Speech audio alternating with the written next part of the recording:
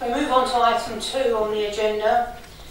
I move that the minutes of the meeting of the Council held on the 31st of October 2018 be approved as a correct record as shown on pages 9 to 40 of the agenda. Is that seconded? Okay. Is there any amendments to that? Any comments on the accuracy? Councillor Redfield. Thank you, Madam Mayor. Just to say that when I spoke about the fallen of the World War I for the standard bearers, not much words were put in there. I think it was an important occasion. There's not many words in there. It's just been a few. Thank you. So we'll have a look at that, Councillor Redfield, and see what more is to be put into that. Are there any comments on the accuracy of the minutes? No? So are we agreed? Agreed. The minutes are approved, subject to the amendments. Item 3. Items of urgent business. I am not agreed to the consideration of any items of urgent business for this evening. Do we have any declarations of interest? No? None noted. We now move to announcements on behalf of the Mayor and the Leader of the Council. First of all, I would like us to take a moment and remember the fallen Thurrock residents of World War I, and they can be found on page 7 of the agenda. We have 19 names, and this month will conclude the reading of those fallen Thurrock residents of World War I.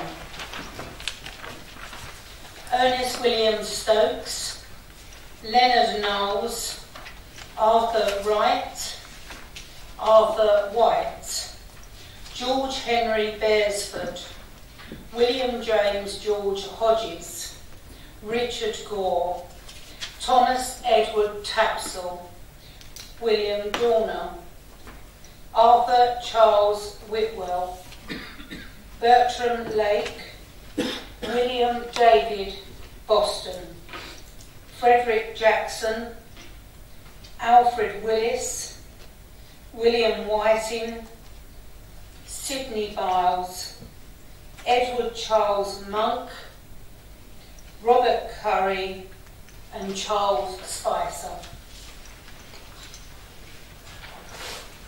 Madam Mayor, can I just have a comment? It's just as it's the last month, I'd just like to thank Peter Perrin in the audience for coming up with such an innovative idea 4 years ago, and from a motion we've taken it up, and I think it's been fantastic over the last 4 years hearing their names, and I can see them as in the audience, so I just want to say thank you. Thank you very much from all of us in the Chamber, Mr. Perrin, for proposing that. It has been a very dignified and honoured remembrance to our fallen in Thurrock. Thank you for proposing that. At this moment, I'd like to, the whole Chamber, to acknowledge and remember one of our ex-councillors, Councillor Beverly Barton, that sadly passed away. And I'd like us all to take a minute's silence, please, to remember her. Thank you.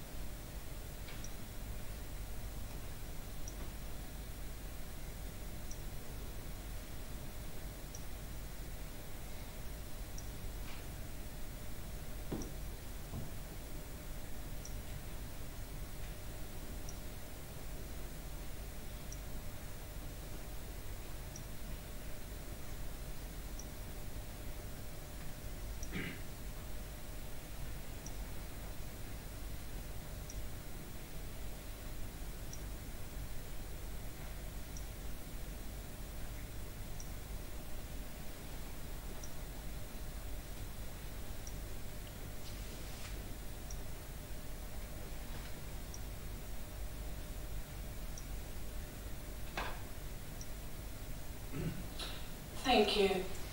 Councillor Cledghill, do you have any announcements to make this evening? Yes, thank you, Madam Mayor. I'll try to keep it brief.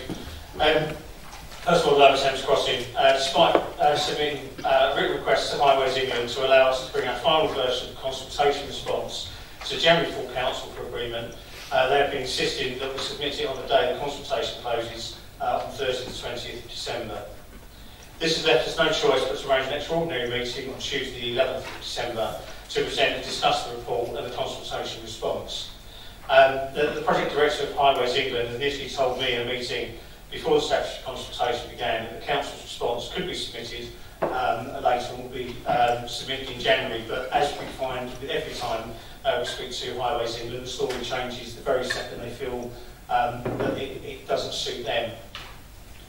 This means that the officers have been given even less time to review the thousands of pages of documentation, including the consultation, before developing our response. Information they were only given literally just after it opened, the same as everybody else. As always, I encourage every resident and business in the borough to please fill out the response to the consultation. You can find them at www.lowerthamescrossing.co.uk or at the Sylvie Hub or the Grays Library. My apologies.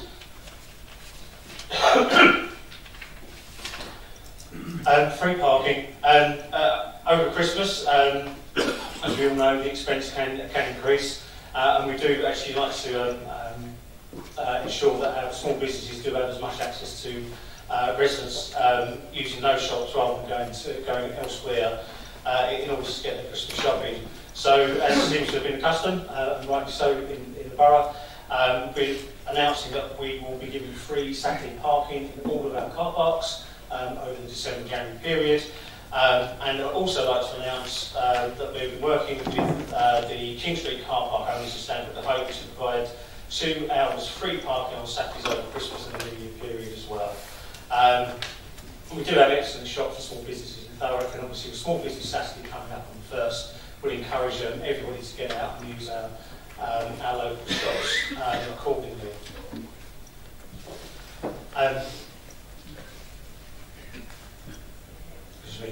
It's fantastic to see that more progress has been made to create much needed school spaces across Thurrock. Together with our partners, we're investing more than £70 million, creating over 3,500 new school places across the borough.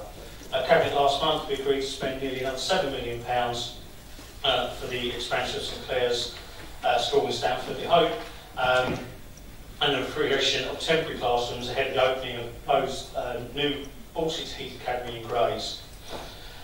Just last week, some of my Cabinet colleagues got the chance to check on the new Harris Academy Riverside project, which is being built in Purfleet, and hosted a topping out ceremony. I'm sure Councillor Cox will know exactly what it is,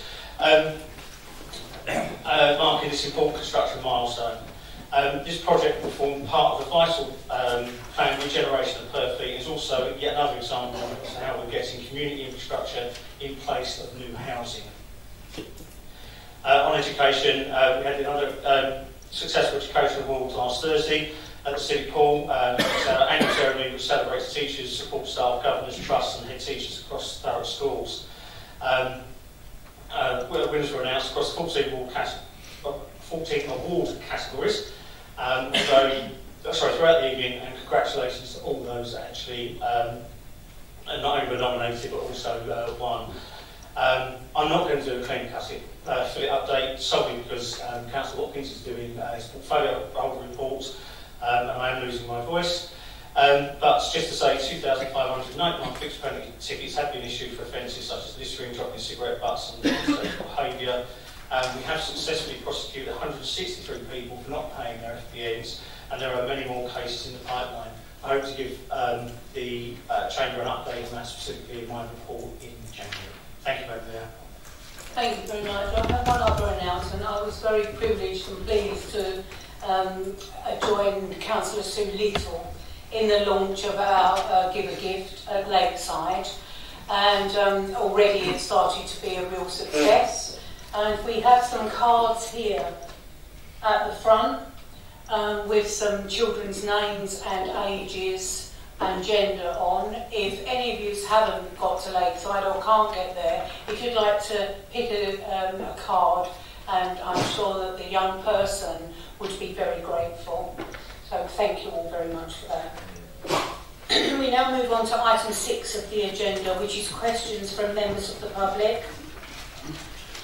2 questions have been submitted and accepted by the monitoring officer. No questions were rejected. For the benefit of the recording, I will ask that the person asking the question read out their question when asked to do so. We have up to 30 minutes for this item, but we possibly won't take that long as we've only got 2 questions. Can I ask Democratic Services please to bring the first questioner up? That's Ms. Squash. Thank you.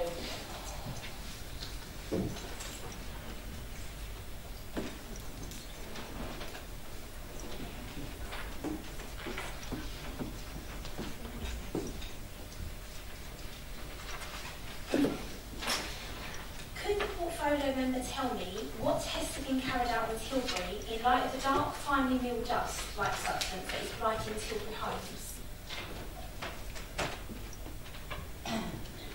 Councillor Watkins, can you please respond? Thank you very much, Madam Mayor. Excuse me, Mr. Cashin, and good evening to Mrs. Scotch. Thank you for your question firstly. I can obviously appreciate why you and the residents of Tilbury would be quite rightly concerned about this. The Council has been consulting with the Environment Agency about this for some time. Tests were carried out by the Environment Agency and the results which have come back are stating that it's from iron oxide. The dust from that part of the area seems to be coming from European Metal European Metal Recycling and possibly other companies.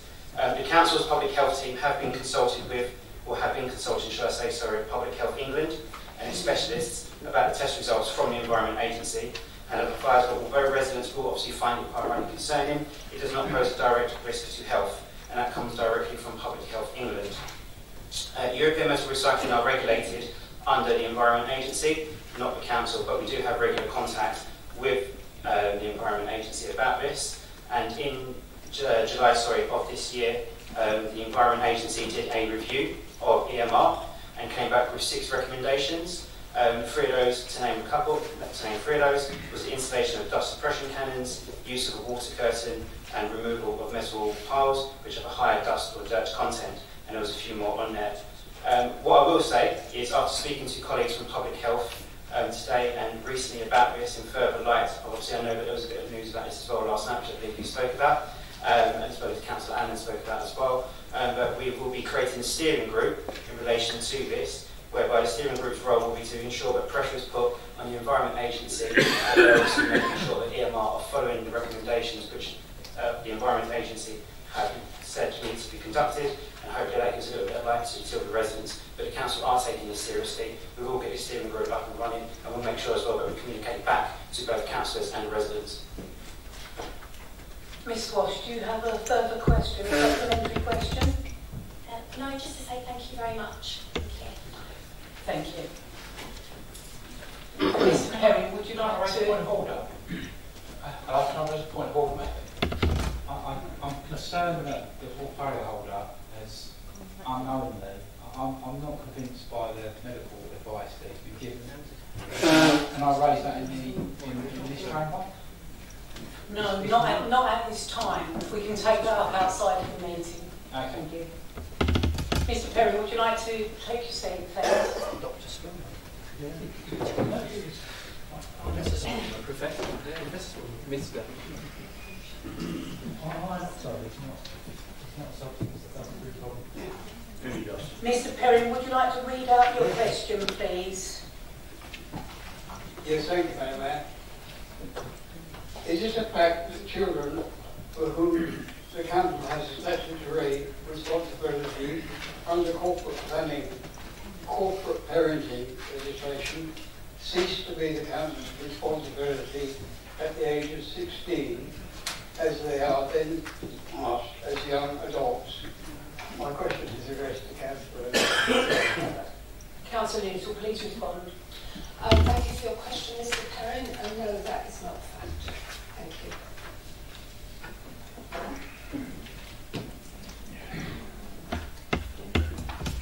Mr. Perrin, do you have a supplementary question? Yes, I do, Madam Mayor. I'm a bit stumped, actually, with the brevity of the question. If I could just ask Councillor, there is no doubt about your personal reputation as a councillor who cares.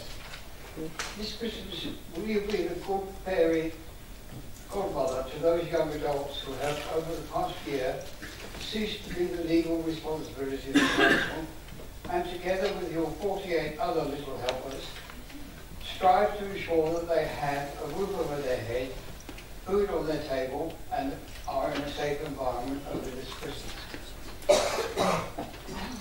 Councillor Little. Thank you, Mr. Perrin. Sorry, I probably misunderstood because you asked, is it fact that children for whom? And so the answer was no, it isn't fact. As corporate parents, we have a responsibility to wait until they're 18, because they're still classed as 18. And actually, if they're children in my care and care leavers, we actually look after them until they're 25, if they so wish. Because as you know, some children don't want to be. But I think you may have thought that this was all children within Thurrock, which may come under housing. But if they're corporate children, then we look after them, we have responsibility when they're 18, but we actually carry on till they're 25. Okay? Thank you. Thank you very much. Thank you, Madam.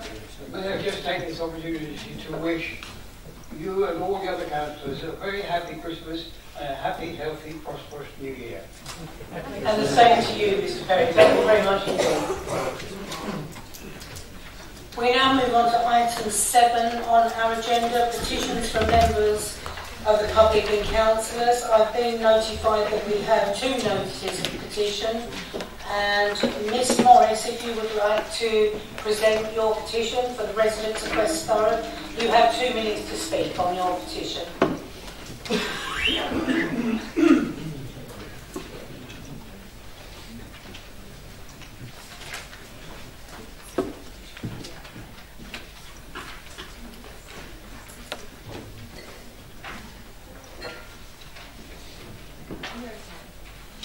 Okay, I'm going to read out this speech I've made.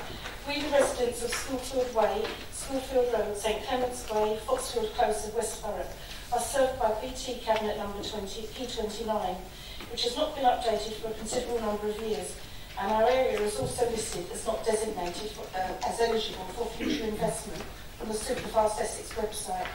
Conversely, our road wraps around Essex Road in a U-shape, who are attached to Cabinet P7. It's not all only already on Superfast broadband, but they're being upgraded and expanded this month. The residents of the above-mentioned area petition the council to liaise with Openreach or any other service provider to arrange and provide a better broadband facility by upgrading our service to Superfast capability. In this day and age, having an internet service with a decent speed is vital. To cut costs, many employers now prefer staff to work from home rather than heating offices, yet it's difficult to even hold a conference call with the low speeds that we have. Our children are encouraged to research online and submit homework over the internet. We shop online, play games online and so on. Because of the poor service we get, residents are not even able to enjoy good TV receptions or avail of the latest technologies such as Sky Q. This is both frustrating for people as well as time consuming, and it's not acceptable in 2018. We demand that Telecom's Cabinet serving our area are upgraded to Superfast standards within the next 6 months. Thank you very much indeed. Thank you. We now have Mr. Coley. You have 2 minutes to speak to your petition. Thank you very much.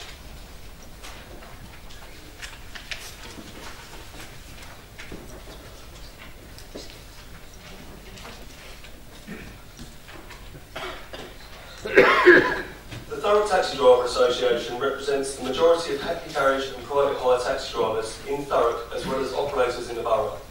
Over the past couple of years, Uber London Limited have actively been encouraging their London licensed drivers to operate in the Thurrock area, whilst not applying for a Thurrock operator's licence, thus not having to conform to the higher standards of taxi driving we have in Thurrock. Additionally, in March 2018, Uber introduced geofencing, in which the company effectively split the UK into 9 sections, of which they classed Thurrock as being part of Greater London. This increased the sheer volume of Uber drivers operating in Thurrock, and so far Thurrock Council have done little to nothing to protect local taxi drivers and local businesses. The TDA believe what Uber are doing is unlawful and have presented much evidence, including a letter from Gerard Gourier, a QC barrister specialising in licensing, which was sent to York Council, which effectively underpins the reasons why Uber are breaking the law also in Thurrock. This was refused by Thurrock licensing because it didn't say Thurrock, and licensing have their own beliefs on the interpretation of the law. The TDA are now in the process of instructing Gerard Gourier QC to draft a letter on our behalf. We call on Thurrock Council to do more to protect our local taxi drivers and local taxi businesses by enforcing the law, working with TfL and working with Uber to force Uber to redraw their geofencing boundary, excluding Thurrock from their London zone.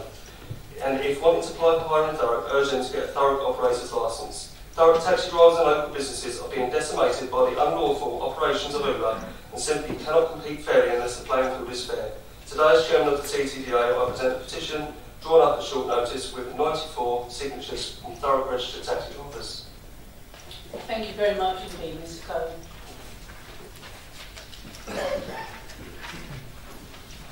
We now move on to item 8 of the agenda.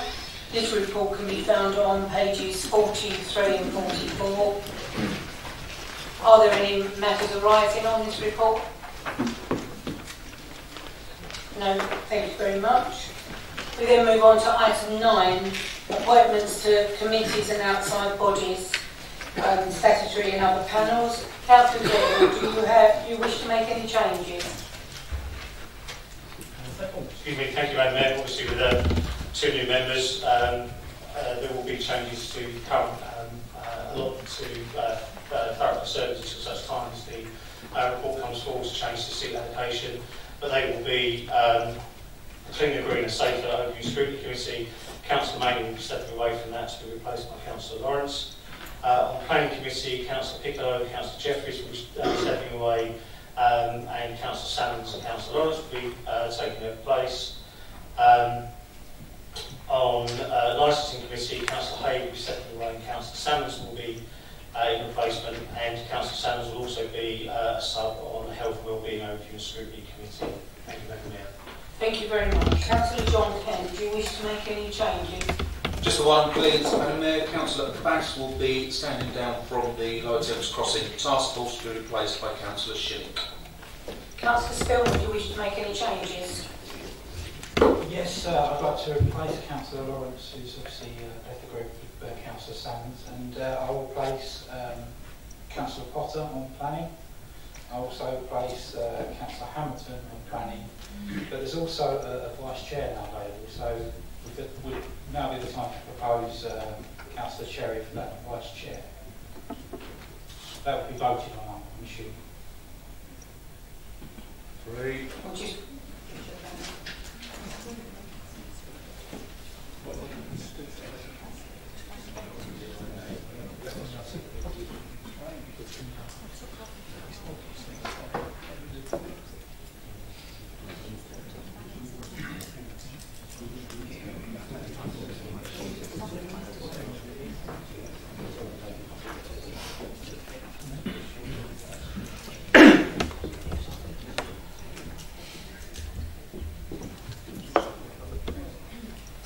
So, according to the monitoring officer, it isn't a vacancy. So, because a person just moved across to another group.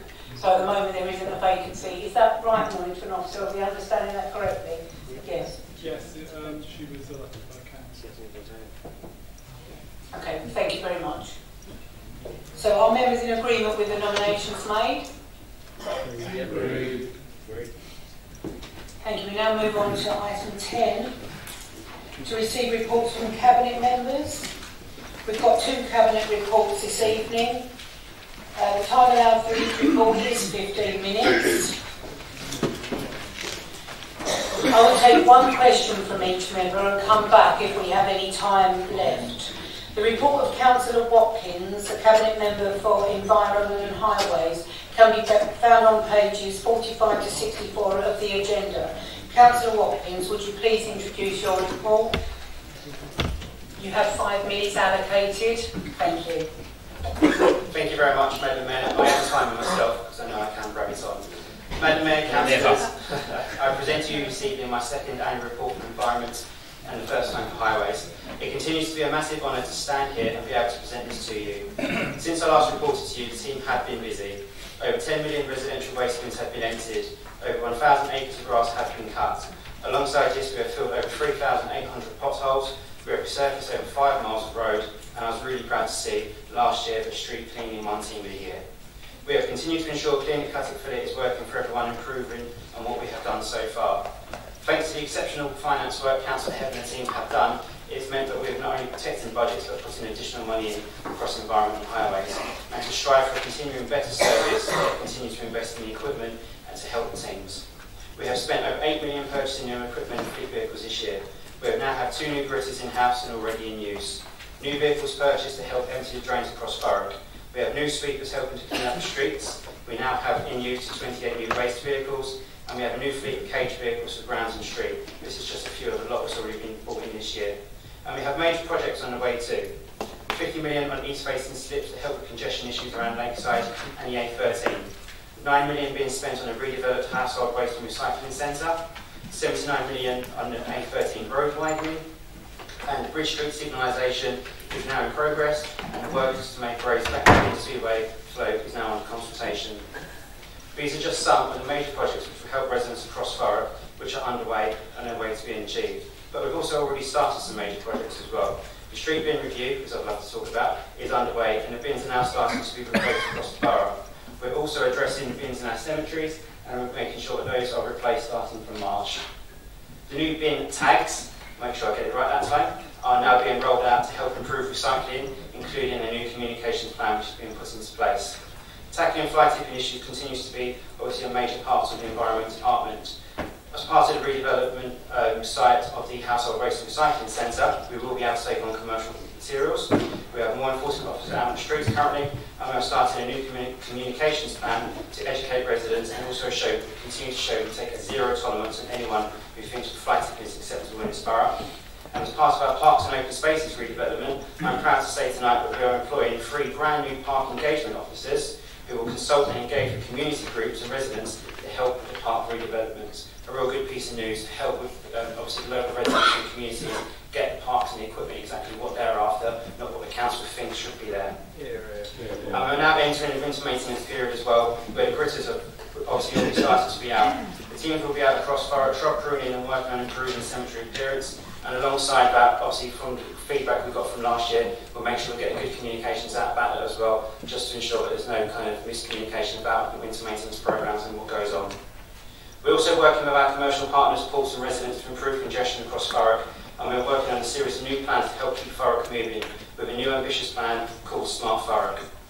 As we turn to 2019, we continue to improve Clean It, Cut It, Fill It and strive for more. Millions has been invested across both departments over the last 2 years, and we are giving the teams the equipment and resource they need to keep Thurrock tidy. We're enforcing against those who believe that littering and fly tipping is acceptable, and that we will not let off. We'll be working to improve congestion and keep major projects rolling.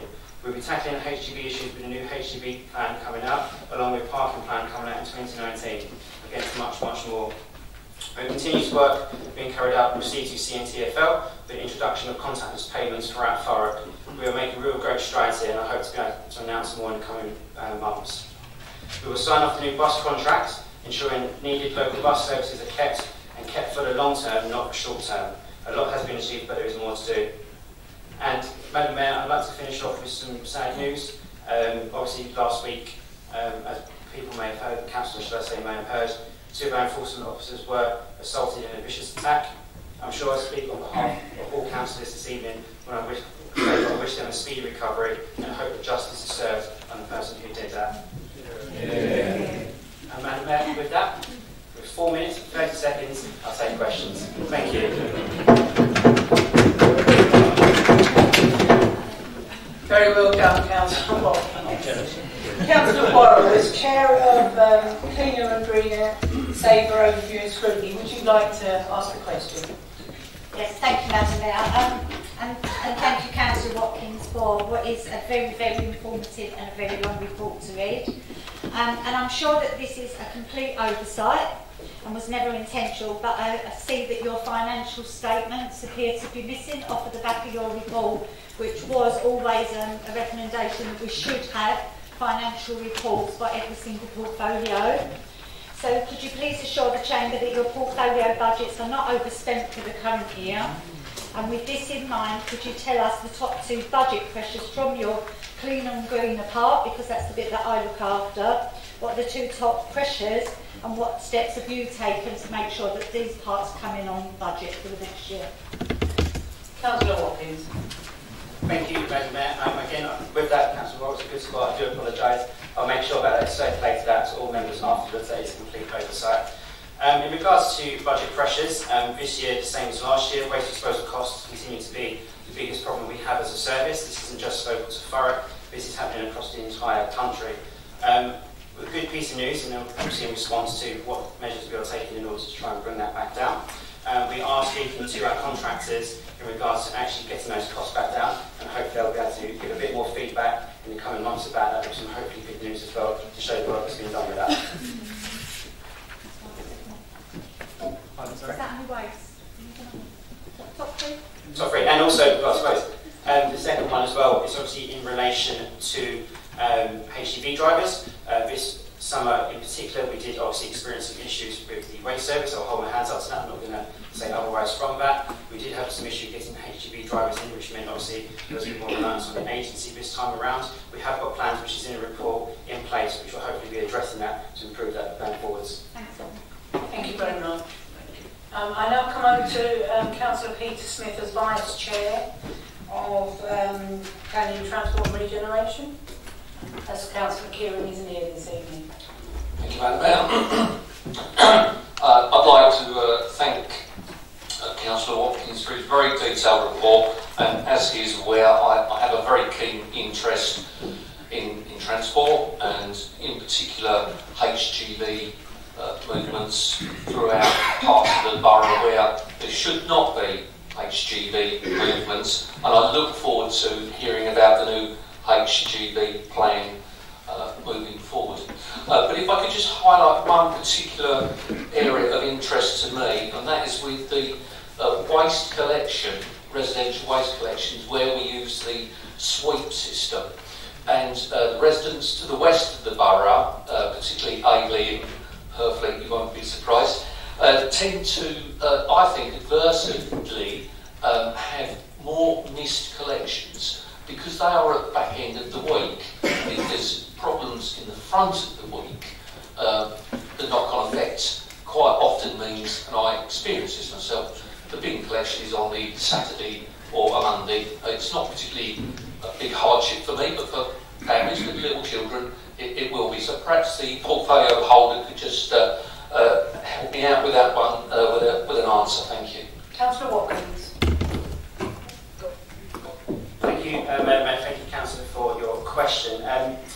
Again, as I say, there are times obviously where we do have some pressures on the service. I've already held my hands up to obviously what happened in August, in the summer months, should I say.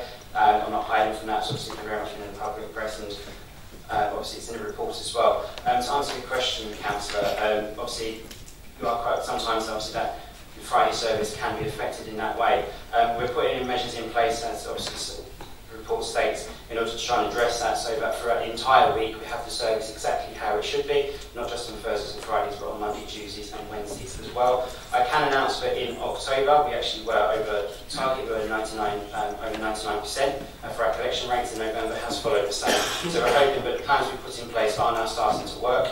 In regards to route optimisation as well, as you mentioned, in the summer months and also coming into this time of period as well, there has been some tweaks to the service which have come from actually from the staff themselves, which has just been to make sure that the services are weighted and making sure the staff who are doing that during the day feel they can get the rounds done, and that's also had good success. Thank you. Councillor John Quipken, do you wish to speak? No. Thank you. Councillor Spillman? Thank you, Madam Mayor. Just to clarify, it's related to the question I asked, just for reassurance and clarification, could you arrange a meeting between himself and the Director of Public Health, because there are some concerns about our outside, and I just want to keep things clarified, so I really appreciate that. Councillor Watkins? Madam Mayor, yes, I will 100% make sure that's arranged, and obviously I'll make sure as well that councillors have some insight as well into the steering group which we can set up about this issue. Thank you. Councillor Jeffries. Thank you, Madam Mayor. In your report you mentioned the procurement of 4 new road sweepers and 7 ride-on mowers. Certainly in parts of Ockenden we've seen the improvements this has achieved.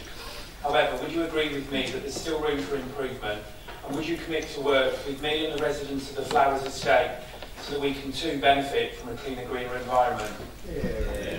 Councillor Watkins. Excuse me. Thank you very much, Madam Mayor. Thank you, Councillor, for your question.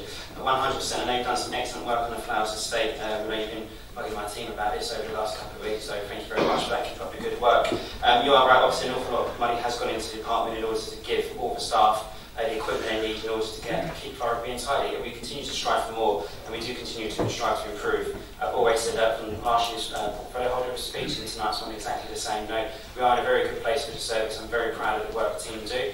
There is more we can be doing, and we will be pushing to do that. And 100%, I look forward to working closely with you and arranging a meeting as well with residents of the Flowers Estate to get some oversight into what they would like. Councillor Cathy Kim. Thank you, Madam Mayor. Thank you for your report, Councillor.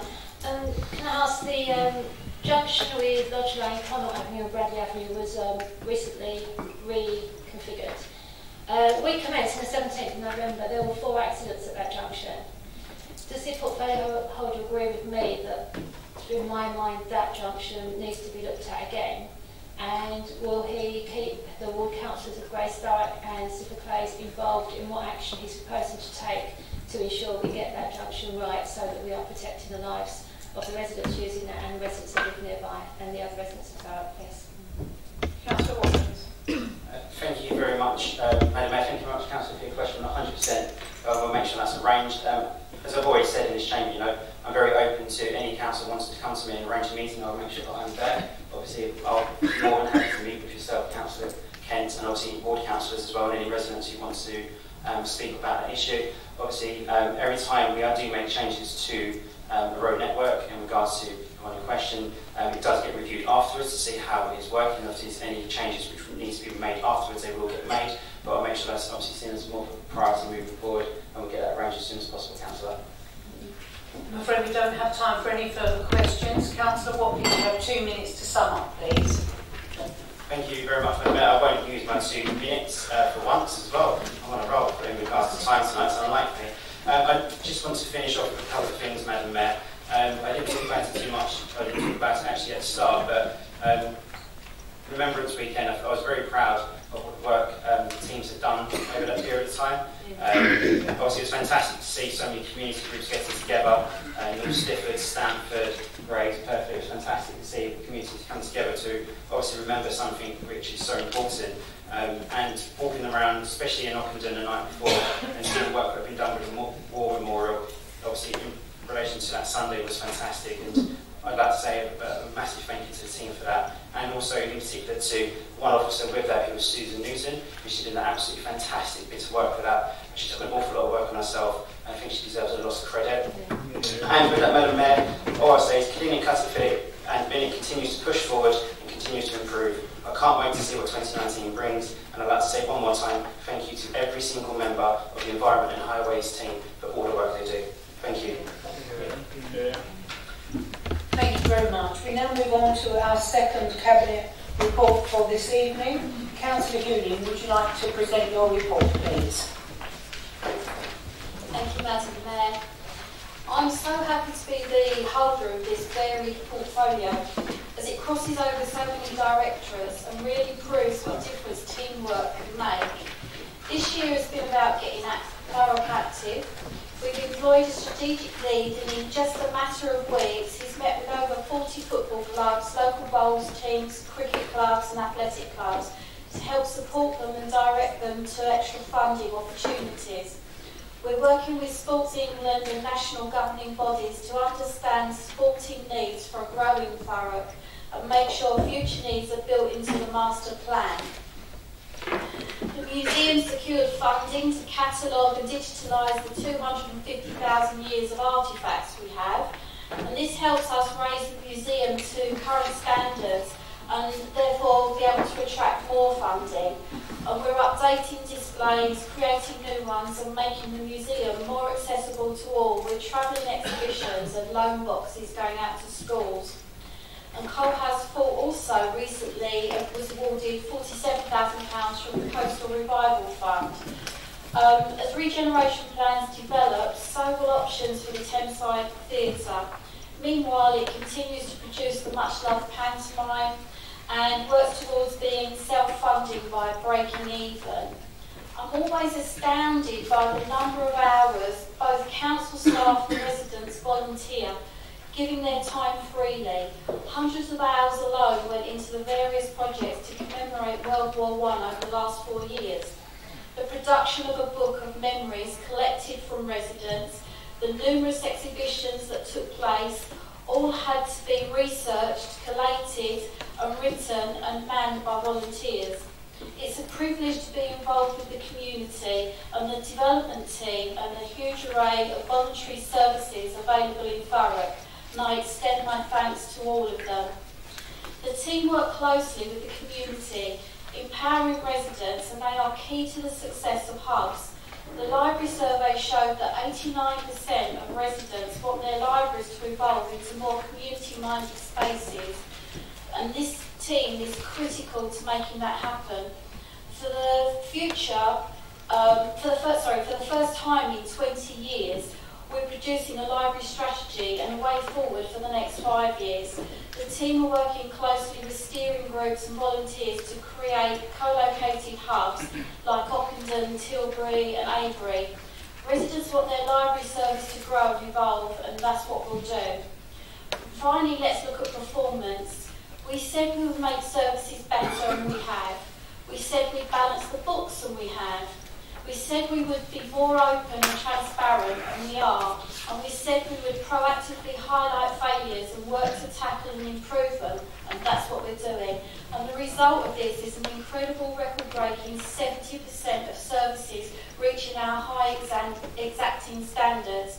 We're taking a holistic approach with the theatre, arts, culture and libraries. And we're investing in schools, we're investing in hubs and medical centres, we're investing in refuse collecting and green spaces, we're investing in policing, we're investing in fighting antisocial behaviour, all with a long-term, stable and more importantly, balanced budget. Thank you.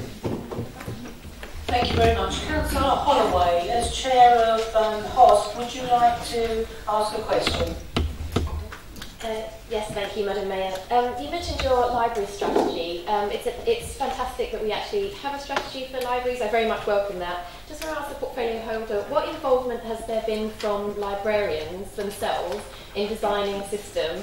As obviously it's a key profession. It's a profession that has a degree behind it and is really important to the design of how our libraries work. So if you could tell me how much involvement they've had, please. Thank you. Councillor Hewitt. Thank you, Councillor. Very good question. And they're extremely involved. I'd say they're 100% involved. There was questions within the residents' survey for libraries. It came out how important library staff are. There was a full day given over to a library workshop where staff and officers and directors were able to discuss the strategy, the way forward, the way they see it evolving, to hear the good and the bad points, to hear how they want to work more with volunteers, etc. So they had a really good day. It was very productive. Thank you. Councillor Geary, as Chair of Corporate O&S, would you like to ask a question?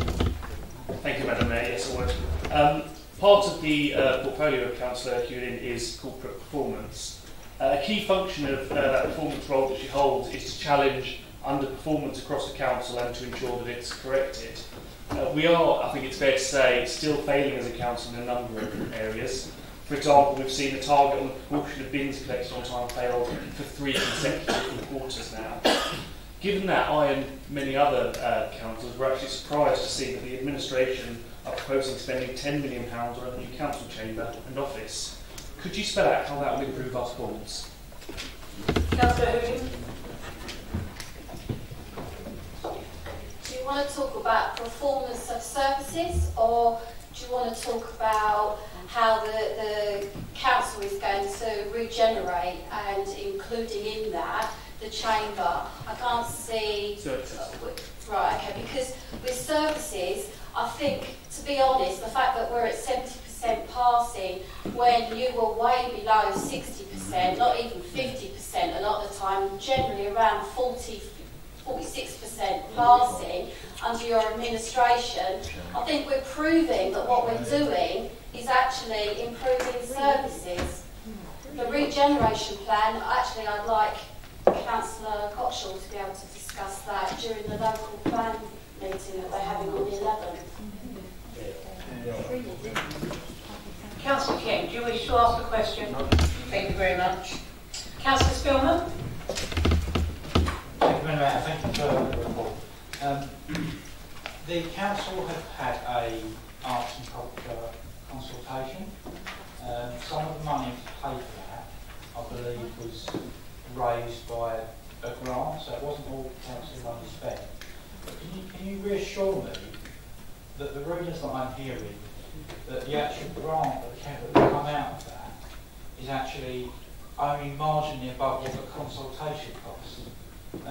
Could you reassure me that something that no is going to come out of that consultation? Because at the moment I'm concerned. Councillor Higgins.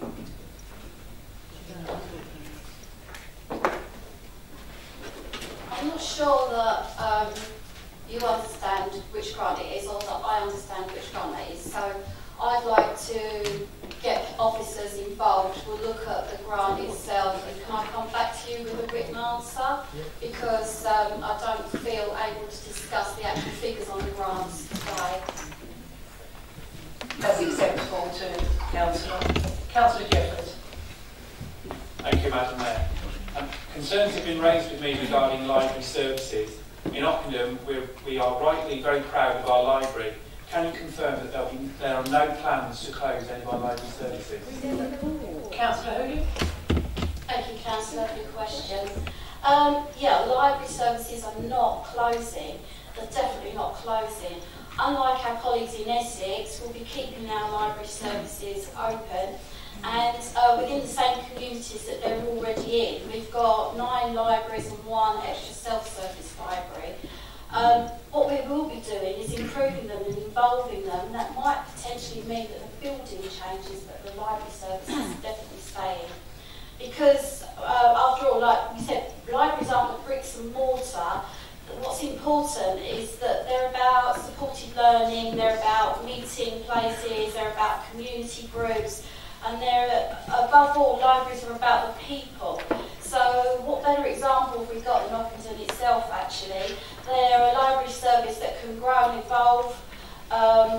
They've got the eye testing in there now, the feet testing, they've got housing help, they've got back to work help, they've got social groups, the community and volunteers and the staff are all working together to make what is a great hub, and I'd like to get most of our libraries to evolve into that if possible. Councillor Cherry. Thank you, Madam Mayor. Thank you for the report. I'll be quick. Page 66, there's an article there saying to ensure the sports club get the help they require to grow and thrive. The team has met 42 football clubs, most of the cricket clubs and bowls clubs, the tank clubs, as well as the Thurrock, Sunday Lily, Grace Athletic FC and Thurrock Sports Council. What about the rugby club? What about rugby in Thurrock? Are they to be sidelined since they've been raising the land grab that Thurrock's action taken against them? Are Thurrock rugby clubs to be included in this? And will Thurrock Rugby Club be invited to attend the active user group meetings, or are they to be ignored? Councillor Hughes. Probably one of that, Mayor. Can Councillor just clarify what this land grab the council... Excuse me. Councillor Howard, it's a question posed to Councillor Hooling. Councillor Hooling, can you please respond to the question?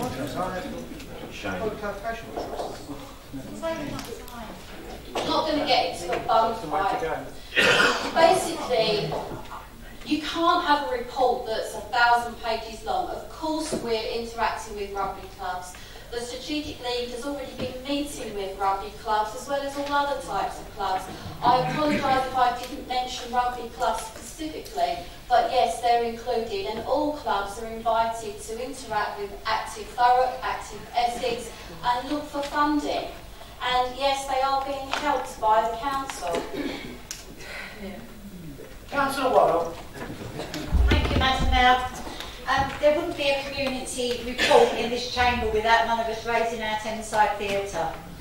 And sometime, maybe even 18 months ago, this chamber agreed for a consultation on the Thameside Theatre, where the new theatre would go, what a new theatre would look like, where should we site it, you know, and what we can do with the current theatre to make it meet its own budgets. We consulted with communities, we consulted with the Arts Council, community groups, yet it's never come back. And I just wonder where in the long grass it has gone and how deep that long grass is for it to come back, so that we can begin to look at that theatre. You're saying that you're looking at getting it to be running to a budget that meets its own budgets, but there's a lot in there that doesn't get used. There's a lot of stuff there's a lot of theatre. I went to watch a play. Surely it's easier for the Arts Council to be able to give much cheaper tickets away than £15, so then fill up the seats for more people to be able to use it, because only by using our little theatre will we be able to grow it. But we must get out. The Arts Council have never been told what all of their consultation mattered, what would come out of it, so please can we get this back out to them. Thank you. Councillor Hogan. When I first became a councillor and I was on the Overview and Scrutiny Committee when you were in power a long time ago, there was a report, there was a full consultation done regarding the theatre. All that information is in there. That's not been buried. I've seen it, everybody's seen it. The Arts Council, I think. Well, then the Arts Council Can we please come through the chair and not talk across the council? I'll gladly meet with the Arts Council and the directors of the Thameside, and we'll take that forward. I'll take that and I'll happily see what the issues are there. Ticket prices, I'm sure we must be value for money, because the pantomime pretty much sells out every year, other theatre tickets do. You know, the theatre is now breaking even, something it didn't do under your administration, so there must be improvements all round. Councillor Hogan, would you like to sum up, please? I'll leave it there. No summing up? Okay, thank you very much.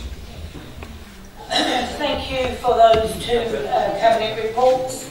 We now move on to questions from members. Can we please have one meeting in the chamber, Councillor Allen? Thank you. Okay, we have 30 minutes for question time. We've got 5 questions to the leader and 9 questions to Cabinet members. Can I ask that members be as brief as possible, both in their questions and their answers, so that we can have a fair crack of the whip for members within the chamber? Can I also remind members that any supplementary question must relate to the original question and not be a statement. And for the benefit of the recording for the meeting, I will ask members who have submitted questions to read out their question in full. So the first question that we have is Councillor Shinham to the Leader of the Council. Can you please read out your question as set out on page 81 of the agenda? Thank you. Thank you, Madam Mayor. Could the Leader please update the Chamber on the progress with dealing with serious antisocial behaviour issues on the Flowers Estate in Ockenden? Councillor Clergill. Oh, excuse me. Thank you, Madam Mayor. Excuse me. Officers of the police are addressing residents' concerns in relation to the antisocial behaviour on the Flowers Estate, and I'd like to take this opportunity to thank all those residents for attending the monthly residents' meetings and for having confidence to report to either the council or the police the problems they're experiencing. The housing and social behaviour team regularly patrol the area out of hours, in particular focusing on youth nuisance and in response to concerns regarding drug dealing in the vicinity. I am pleased to advise that the closure order has been placed on one property in Copper Beach Road, and another property has been served notice accordingly. The estates team have carried out site visits to address concerns raised in relation to entry to Canterbury Parade, and I'm pleased to confirm that security doors are now in full working order at both ends of the block, and that anti-climb paint has been reapplied to the rear walls and guaranteed where necessary. Community Safety Inspector has assured me that the community policing team have increased the frequency of patrols in the area in areas of greatest concern, and working closely with partners from the council to identify individuals involved to enable them to take appropriate enforcement action.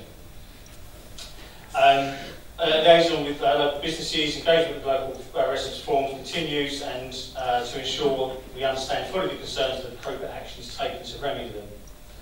On top of this, I've met with the police, and indeed I met with Councillor Jeffries, who wrote to the police way back early in November, and to reiterate from that, the police did step up their patrols in the area. That resulted in 7 stop and searches, resulting in drugs and knife being seized. One person issued a community resolution order has to appear in court. 6 community protection warnings have been issued, with individuals banned from Canterbury Parade, Buckingham Rec, Brandon Groves and Crossbone Drive, all being in a group of 3 or more. And as I mentioned, police operations having increased in the area, both in uniform and plain clothes. However, as always, both the police and council can only act on the intelligence received from the community. As I said, I'd like to thank the residents of Ockenden for coming forward with this, and would urge them to do so continuously.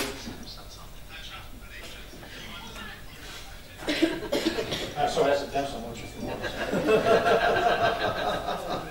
Did the former leader of the council used to find people for that? I still do if it wants to come this way. I'll continue to urge and encourage residents to report antisocial behaviour and criminal matters to the police or anonymously to Crime Stoppers where they're concerned. And for concerns relating to the council, such as broken doors, broken security doors, need for CCTV, or things that relate to housing tenants especially, to come to us and continue working in the close partnership that we've seen not only in Canterbury Parade but also across Brandon Groves and Flowers Estate. Very succinct, Councillor Deadhill. Would you like to pose a supplementary question, Councillor Shibby? No, that's all right, thank you. Thank you. We now move on to question 2. Councillor Spillman, would you like to read out your question? Thank you, Madam Mayor. Does the leader of the council agree with me on whether there are potential benefits to further developing our service user-focused approach through more use of qualitative approaches to the assessment of the standard of customer service being provided by departments within Thurrock Council? That was the sentence, wasn't it? This group gets smaller, his questions get Councillor Cledge, questions gone. Thank you, Madam Mayor, and thank you, Councillor Spillman, for this. I wrote this earlier as my voice was going to say the short answer is yes. But anything that helps improve customer service is always something that should be investigated. As you know, customer service strategy was approved by Cabinet in April 2017 following consultation and overview of scrutiny committee. It's aimed at creating a customer-focused culture by the right operational procedures and infrastructure to deliver consistent, high-quality customer services by measuring customer satisfaction, embracing change and technology, and striving for continuous improvement. The action plan was developed. 400 staff went through training. There's obviously refurbishment to the reception area that's already taken place, and obviously a future one to take place as earlier discussed. And the council retained the Customer Contact Association Globe Standard Accreditation, which independently assesses what we do and includes listening to calls. But in addition to this, services have a mechanism for receiving regular positive customer feedback, including, for example, an option satisfaction survey after each call to the council contact centre. However, I feel like you, there's room for improvement here. And I'll tell you where, not only just with telephone calls, but when people exit here.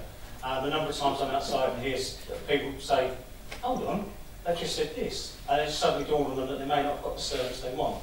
I also think there's a huge place for mystery shopping. I used to be a mystery shopper myself. I know what organisations are like when they get this. They really value it, and it can change the way that the whole organisation can operate. And that's the kind of thing I welcome the cross-party approach to be able to do. This is not trying to catch officers out or anything like that. This is about making sure our services are fit for purpose now and fit for purpose in the future, and our residents not one of them left behind. Councillor Spillman, a supplementary question? Yeah, very brief. I completely agree. There's the amount of qualitative assessment that we do is not enough.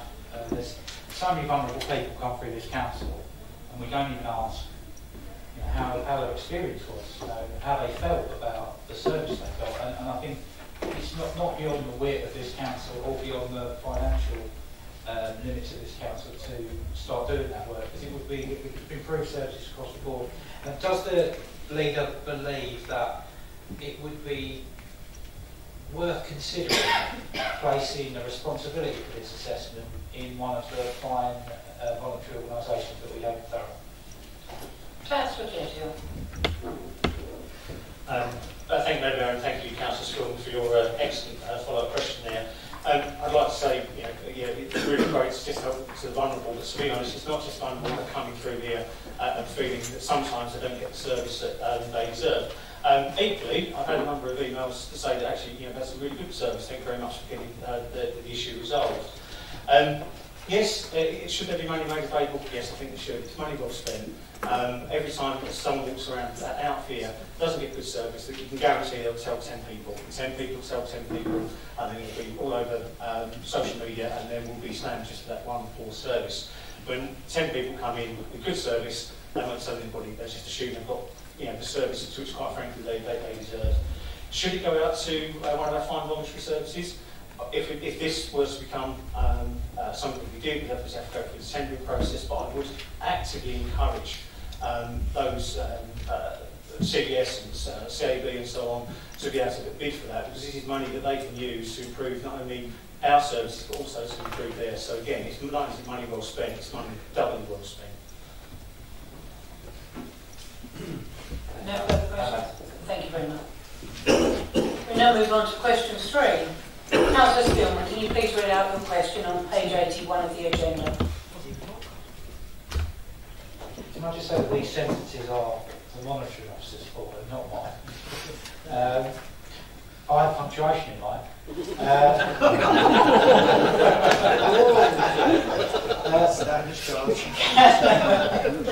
Can the leader of the council please explain what steps were taken prior to the increases being proposed by Cabinet and agreed by full council to assess the impact of this administration's council tax rises on consumer spending, local business and the welfare of low-income working households and disabled people in Thurrock? Councillor Mayfield. Thank you, Madam Mayor. Thank you, Councillor Spillman. Indeed, thank you, Foreign Officer, for making such a very long question. Indeed, I noticed some punctuation there, so very well done. As you're aware, Councillor, there is no requirement for a billing authority to undertake impact assessments with regards to increasing council tax, and the impacts on residents can be completely different depending on the circumstances of the individual resident. However, in line with that constitution, Cabinet asked the Cross-Party Corporate Overview Scrutiny Committee to consider the council tax level at their meeting on the 23rd of January 2018. The information provided demonstrated not just the increase for each band, but the average impact on household once various reductions such as single person discount and the local council tax scheme were taken into consideration.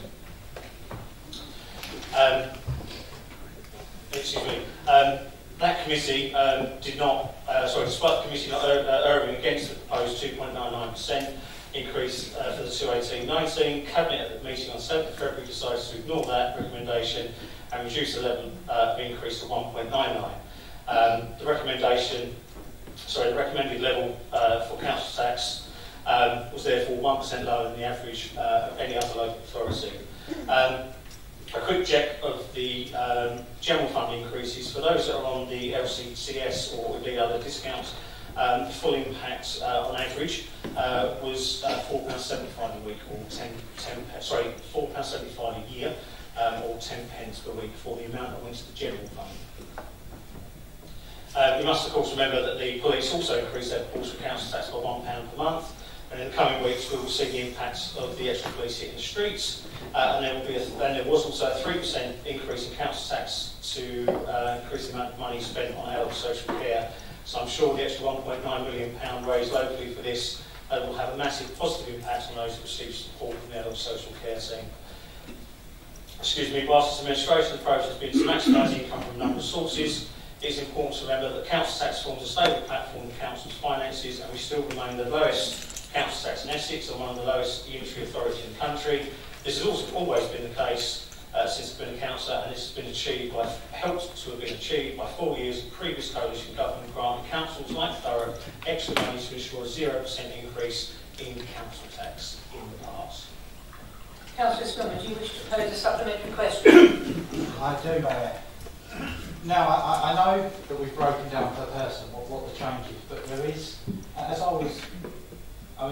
spoke to the relevant officer in the council and was informed that no, there isn't actually any impact study at all on what these increases, the effect these increases are having on some of the poorest people in our borough, on disabled people, on working families that are just managing, and on businesses.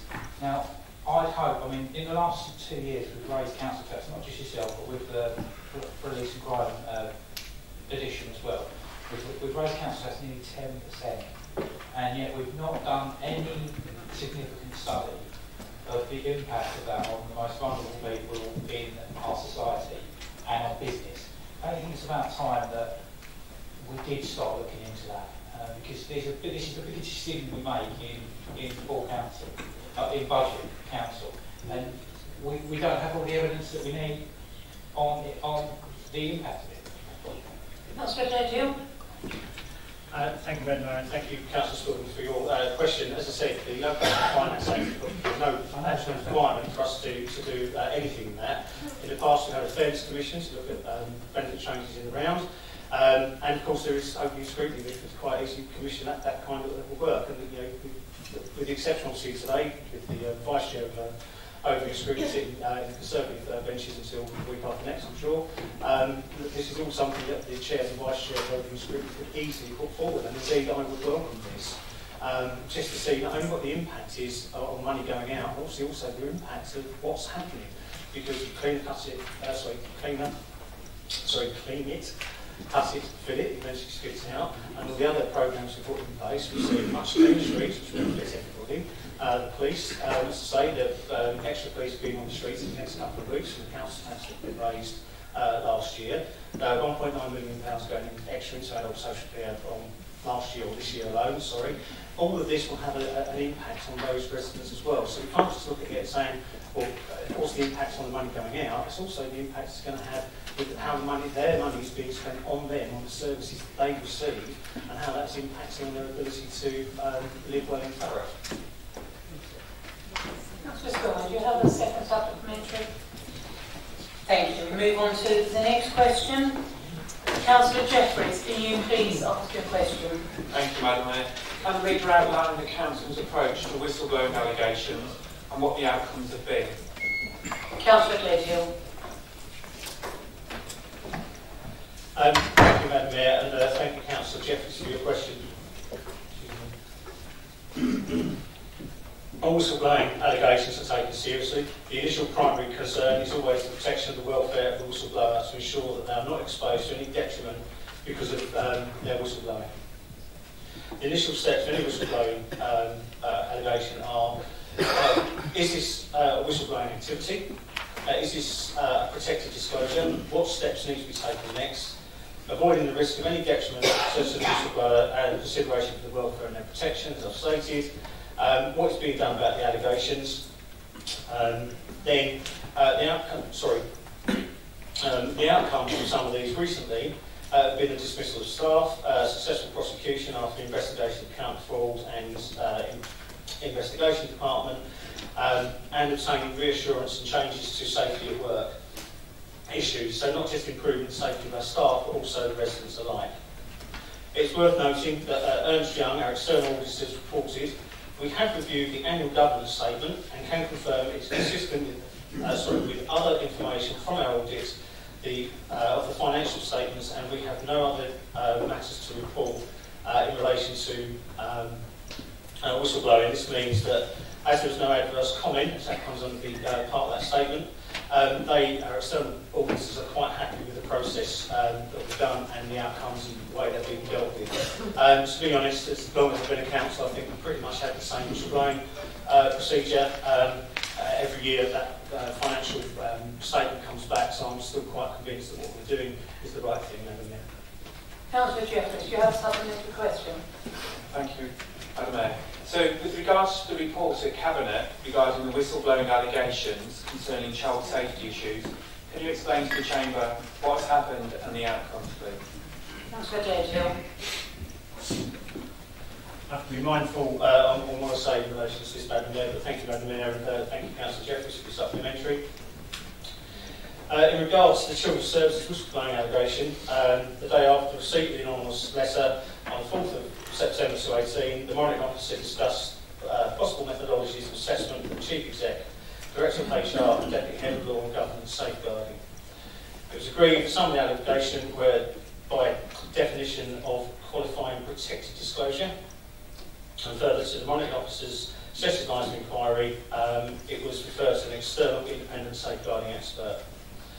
Inquiries were made with the LGA, public concern at work, and acknowledged experts, and it was agreed to instruct Ms Judith Knight, an experienced barrister since 1991, with specialist knowledge in the field of social care and local government, and a former head of legal services, I understand, which included litigation and child protection. She was afforded full access to the relevant documents and any assistance she required in looking through her investigation.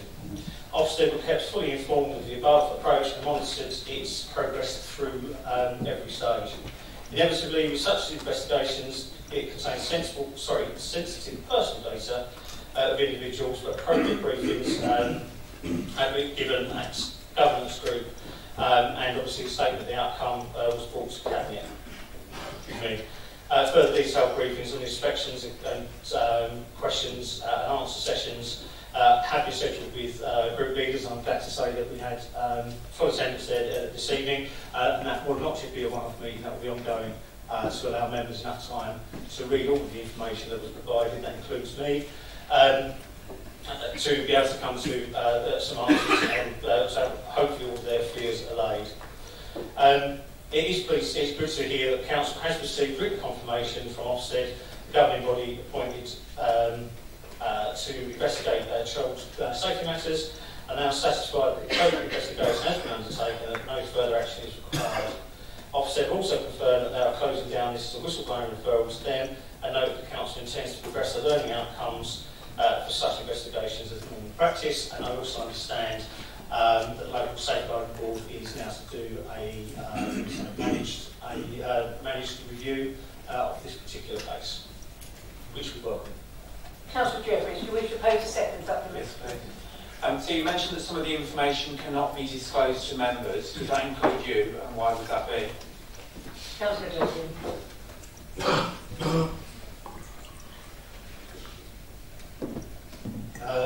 Sorry, thank you, Madam Mayor. So I was looking for an answer to the question that may be coming up shortly. As I say, I've received the appropriate briefings to governance group in connection with the public report and the report that's brought to Cabinet for public transparency and other correspondence such as Ofsted recently published letter after a positively focused inspection of children's services in September 2018. As mentioned, we're part of the group leaders and holders meeting today, and as I said, they will continue. But I must make clear that information that comes to the Council's possession isn't always shareable, and the need to know principles established in common law, the doctrine laid down by the case of Regina versus Barnes Borough Council ex parte Conlan makes very clear that you should get the information to be able to undertake your role. Legally privileged information remains exactly that, it cannot be shared. However, it's clear to me the fact that Ofsted have seen the full report and the close down said that they are also satisfied that there is nothing being held back from members. The information supplied to members has included the barrister's findings, the reasons for those findings, the recommendations and the learning outcomes. Indeed, the only information held back are the details that would put the council at risk of a £16 million fine for personal data breach and personal information relating to certain officers or individuals' names associated with the case, and other information that could be deemed to be contempt of court should it be disclosed in an incorrect manner. This also applies to me, as it does to every single member. And as I say, there is an ongoing set of meetings with the leaders of the opposition, chair of overview and scrutiny, in relation to pack that was handed to us all today at the same time. Thank you. Thank you. Councillor John Kemp, please read out your question as set out on page 81 of the agenda. Has the Leader of the Council read the full report into whistleblowing allegations that was carried out by an independent barrister? Councillor Clearfield. Thank you, Madam Mayor. I'm not going to take up too much time. I'll repeat exactly what I just said to Councillor Jeffries. As the Leader of the Opposition knows, I've not been privy to the whole report. I will not be privy to the whole report. And as outlined, that the common law doctrine laid down in John University Barnes Borough Council as part of Commonland would mean I would only get that I need to know to be able to continue to be able to do my role effectively. The information is known as supplied tonight, and welcome the fact that every member said exactly the same. We need time to read the reports that we've got. That is not the full report, as we will not get the full report as outlined. And hopefully, as I've mentioned, at the end of the meetings, we will end up at a situation where hopefully everybody's happy that the council has acted appropriately, continues to act appropriately, and that we will continue to put safeguarding children at the forefront. Councillor John Kemp, do you wish to pose a supplementary question? Madam Mayor, as the Leader of the Council has said, today at 5 o'clock, group leaders and the chair of Children's Services Overview and Scrutiny Committee were given a précis report. There wasn't time to properly read that and the other documentation we were given. So we will be given the opportunity to read those documents in a closed room and leave the documents there when we leave. I believe, but I do need to see and to read the whole report to get the kind of assurance and comfort that I want. I understand that parts of that may need to be redacted. Will the Leader of the Council undertake to make the full report available to group leaders and the chair of overview and scrutiny? Councillor Clearfield. Thank you, Madam Mayor. As the Leader of the Opposition is fully aware, it's not my gift to say which documents and which documents cannot be given out in the public domain. And I'm sure if you show good reason to the monitoring officer, and the monitoring officer, should he need to, take advice in relation to this and thinks that Councillor Kent is entitled to those documents, albeit the redacted ones as he has outlined, then I'm sure the monitoring officer will do that, and I would welcome that accordingly. However, in the discussions that I've had with both the monitoring officer and the chief exec, I feel the information that's been given out at the moment satisfies me, not because it's just given to me by two officers, but also that Ofsted have made very clear that they feel there is no more information or nothing more required other than what we are doing at the moment. Ofsted are those that are set by governments to ensure that our children are protected. If they say that everything is fine and what we have is this right, I'm happy with that. But, as mentioned, should it change, I'm more than happy to see that. Councillor John Kemp, do you wish to pose a second supplementary question? Madam Mayor, with the brief time that we had to peruse the documents this evening, there were areas of clear concern that were flagged up, and as the Leader of the Council has already said this evening, there is a further review now underway. In a response to Councillor Jeffries earlier, he spoke about opposition group leaders and the Chair of Scrutiny having their fears allayed. Madam Mayor, does the Leader of the Council have any concerns remaining over this? Councillor Clearfield. Thank you, Madam Mayor. And thank you, Councillor Kent, for your excellent question. You're quite right, people have a brief time to look at that. And I say we, that's all of us, not just you, not just the Overview and Scrutiny Chair or indeed the Leader of Thurrock Independence, but all of us had exactly the same amount of time to read this. Do I have fears? From what you raised in that meeting, I have concerns that information that's coming from overview scrutiny, for instance, is not getting passed up to the point where overview scrutiny get the reports that they have either asked or untitled, or indeed, if there is a problem, that the chairs are being briefed in enough time to understand before information goes out to the public that there is a reason that things may be redacted or not on there, or indeed needs to be followed up in full. It really is a concern, because I put value on overview scrutiny. That's why I always insist that overview scrutiny chairs and vice chairs are not those of the administration, certainly when we're at the point of only 22 members. With regards to the whistleblowing allegations, which you must remember this is about whistleblowing allegations, those whistleblowing allegations, in my opinion, have been fully looked at, not only internally, but externally, not only fully looked at once, but twice, albeit on the second time slightly more. And I am happy, because not only have officers made clear that basically everything we've done, or everything should be done, has been done. The information in regards to the independent report that's been given to me also makes clear, but as I've said 3 or 4 times tonight now, Ofsted have also said there is nothing further that they feel that they need to investigate. These are the professionals in this, so when every professional is telling me that we've done everything we need to do in relation to these whistleblowing allegations, then yes, I am happy. But as said, I do have the concerns that Councillor Kent and indeed Councillor Spillman raised tonight in relation to communications as well. I'm not going to leave Councillor Canardi out. She also raised some concerns, which again are being addressed. Thank you. We have just under 2 minutes left of question time. We now move on to questions that have been submitted to Cabinet members. Councillor Anderson, please read out the questions set out on page 82 of the agenda. Can I withdraw my question, please? And would you like the written response? Yes, please. Thank you. We now move on to question 2. Councillor Rigby, can you please read out your question as set out on page 82? Thank you, Madam Mayor. Please may I ask the portfolio holder for education and health to update the Chamber on progress to deliver new medical centres in the borough. We just have a minute left. Councillor Howland, would you be brief in your answer? Thank you. Thank you, Madam Mayor. Great progress is being made.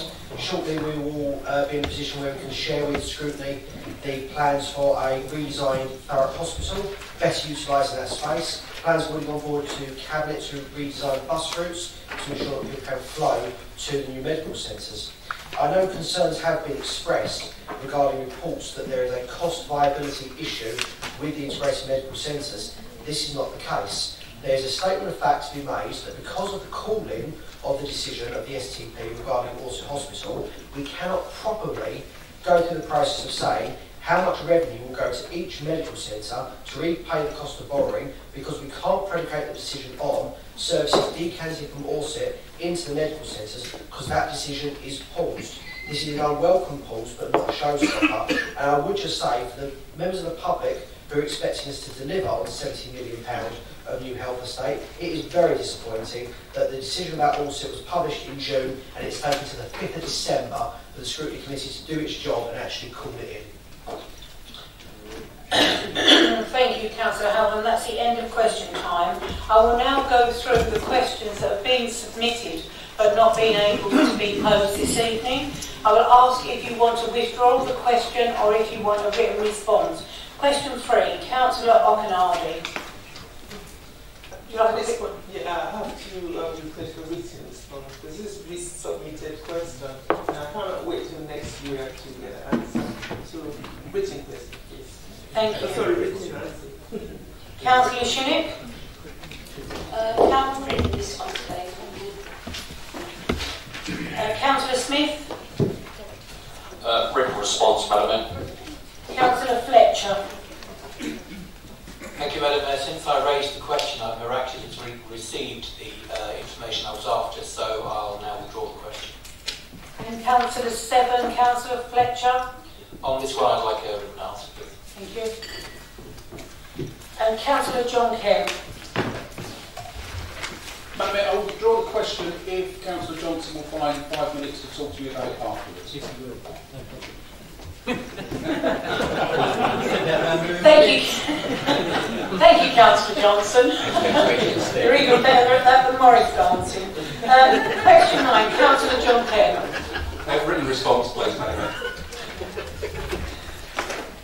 Thank you. We now move on to item 13.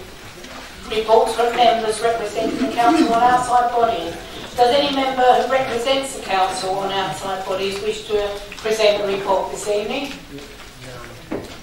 Yes, Councillor Abbas. Thank you, Madam Mayor. The trustees of Citizens Advice Thurrock and Basildon has made a decision in principle that both organisations should merge. A bigger organisation will help to generate more funding. I have been told that this merger will not affect any service in Thurrock, neither there will be any call to office-based staff. Both boards believe that this is an opportunity to improve the quality of existing services and to explore new ways of working that will allow the management to support more people. Thank you. Any further reports? Thank you, Councillor Abbas. We now move on to item 14, minutes of committees. They're listed on the agenda contents page. Does any member wish to speak on these? No, thank you very much. We now move to item 15. This item can be found on pages 85 and 86 of the agenda. It's a motions update. Councillor Duffin? Can I just ask when we get a response from the Secretary of State that is circulated to all members? Thank you, noted. And Councillor Wrexham, thank you. Thank you, Madam Mayor. Just to ask that my motion about the trees is not on the list. We have many trees in the borough that have already been felled and information has not gone to the members. And that was an integral part of my motion. Thank you. Thank you, Councillor Wrexham. We'll make sure that that's added onto that list. Thank you so much for bringing that to our attention. We now move on to motions for this evening. One motion has been submitted for debate. 2 motions have been rejected by the monitoring officer. Councillor John Kent, you propose your motion and then speak to your motion as printed on page 87 of the agenda. You have 5 minutes allocated for this. Thank you, Madam Mayor. As we heard from Ian Colley earlier, the Thurrock taxi industry, the taxi sector, is under pressure in a way that it seldom has been before. Talking to taxi drivers, as I do on a regular basis, they all tell me that their takings are significantly down. For example, a couple of years ago, a taxi driver could expect to make reasonably £300 on a Saturday evening. They now struggle to get anywhere near £100. We know that taxi drivers are leaving the trade in Thurrock and they're just not being replaced as new drivers aren't coming forward. It's just no longer attractive. And there are many reasons for that, but not least amongst those reasons is the rise of Uber operating here in Thurrock. And I think we need to be absolutely clear that Uber are not licensed by Thurrock Council. And Madam Mayor, that's important because here in Thurrock, we've always been proud that we have a really rigorous system of licensing taxis. We've been rigorous in ensuring that vehicles are properly checked and that they're safe and that drivers are properly vetted. In fact, we used to call licensing public protection, and we did that because that's what licensing is all about, protecting the public. Uber drivers, Uber cars are not regulated in any way by this council. So what this motion is calling for is more of a level playing field than exists at the moment. A driver that's licensed by Thurrock Council can't simply get in their cab of a morning and go and rank up in Upminster. A resident in Basildon can call a cab from a Thurrock operator, but the car that's sent out must be dispatched from Thurrock. I can, for instance, book a Thurrock taxi firm to take me to an airport or to pick me up from an airport, but let's be clear, if they drop me at that airport, they're not allowed to pick up the fare once they've dropped me off. Too often, Madam Mayor, it appears that Uber don't abide by these rules. Taxi drivers regularly report that Uber cars are parked up in Thurrock waiting for a job to appear on their app, and some even report that Uber drivers have accepted fares when approached. That is just not reasonable. Now, part of the problem is the geofence that Ian Colley was speaking about earlier. Put simply, the geofence is a virtual fence or perimeter around a physical area. That geofence, in Uber's case, allows the Uber app to be active in the car of the driver when they're within that geofence, so the driver is able to accept a fare. The issue is that the Uber Greater London geofence includes Thurrock. That allows their vehicles and their drivers, as I've said, not licensed by Thurrock, to in effect operate from here as though they were in Greater London. Madam Mayor, I just think this is wrong, and this motion asks that we demonstrate our support for Thurrock taxi trade by taking steps to encourage Uber to redraw their geofence and help to create a level playing field for the taxi trade once again here in Thurrock. Thank you very much. Is that seconded? Thank you. Would you like to speak now or reserve your right? I'll reserve my right. Thank you very much. I received an amendment to this motion from Councillor Maney, and this has been tabled. Is that amendment seconded? Seconded, Madam Mayor. Thank you, Councillor Fairfield. Councillor Maney, you have 3 minutes to speak on this amendment. Thank you, Madam Mayor. I'd like to start actually by thanking Councillor Kent for bringing this issue to chamber tonight. I think it is something that needs to be debated. It's on overdue, and I'm glad that we're going to have the opportunity to do that. Before starting, I do want to say that we all know that the local taxi trade is under pressure. We all know there needs to be a more level playing field. But I don't come at this amendment from a sense of being anti-Uber. As I say, we very much want it to be a level playing field. We want to do what we can to ensure that the local trade here thrives. But I think we have to recognise that Uber is part of the established market now. They're not going to go away, and simply wishing them away isn't going to happen. So my amendment, Madam Mayor, I think goes a lot further. I'm calling on the Council to take a root and branch examination of Uber's operations in Thurrock and to come back and report on a much wider range of things other than Councillor Kent's motion talks about. For example, we heard from Councillor Colley that the TTDA firmly believes that Uber are acting unlawfully in Thurrock. The Council has very much a different view. It has taken advice on that, but it hasn't, to my knowledge, actually ascertained firm legal advice on that. And I think it's only right that we show we're listening to the trade. And as point one of my amendments says, I think we should call on the Council to once and for all get clear legal barrister's opinion on whether Uber are acting lawfully in the borough. Just moving through the different points, Madam Mayor, I know they speak for themselves, but I think we should be formally approaching Uber and not having informal discussions. I think we should formally approach Uber and say we expect them to apply for an operator's licence. If they did this, they would be subject to the same regulatory control as the established trade. They'd have to base themselves in Thurrock, and this more than anything would create what the motion is asking for, a level playing field. Point 3, Madam Mayor, the very fact that somebody like Mr. Collins can come to the chamber and say that his understanding of the law is this, and our licensed officers can say, no, our understanding of the law is this, is because the law is no longer fit for purpose. Much of it, especially around the law relating to hackney carriage drivers, actually predates the motor vehicle, and I think we should be sending a very clear message to government that we need clarity in the law. And yes, we should be making representations to TfL. Their licensing standards are much lower than ours, and it's going to be a long time, even if the law does change. It's not going to happen this side of Brexit. I think we need to be sending a clear message to TfL. They need to raise their standards. It's simply wrong that we can turn down a licence application, and then that driver can go to TfL and get the licence there and then drive in the borough. And lastly, Madam Mayor, I'll take on board what Councillor Kent said. I don't think it is enough just to say to Uber, pack up and go away, please. We have to have a reasoned argument for that. They are part of the market. There is demand for them, hence that's why they operate. And I think that we need to look at more cogent reasons for asking them to draw the boundary up and saying, you know, you're impinging on our established trade. So on that note, Madam Mayor, as I say, I am asking for officers to prepare a much more detailed response to this issue and bring it back before members. And on that note, I move the amendment. Councillor Cledger is the seconder. Would you like to speak now or reserve your right? No, reserve my right, Madam Mayor. Thank you. Does any other member wish to speak on this? Each member has 3 minutes to speak. Thank you. Councillor Apothecary. No, sorry, Madam Mayor, not me now.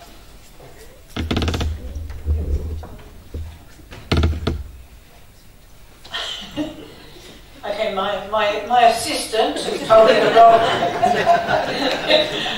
Thank you, Councillor Holloway. I do beg your pardon. Okay, thank you, Madam Mayor. I suppose that we had different fairly similar glasses, I suppose, maybe. Uber was recently valued at $72 billion, making it one of the most valuable privately held firms in the world.